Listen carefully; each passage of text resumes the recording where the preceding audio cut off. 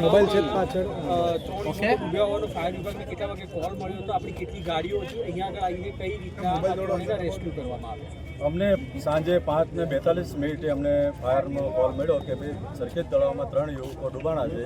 તાત્કાલિક અમારે ત્યાં પ્રયાનગર ફાયર સ્ટેશનથી ઇમરજન્સી ટેન્ડર, રેસ્ક્યુ બોટ અને બીજી 2 વધારાની ગાડીઓ 4 ગાડીઓ સાથે સ્ટાફ સાથે આવી અને તાત્કાલિક રેસ્ક્યુ કોલ ચાલુ કરેલો. અમે એમાં મને 2 બોડી મળી અને લગભગ 2 કલાક વધારે કામ કરતાં અત્યારે બીજી બોડી મળી છે અમને.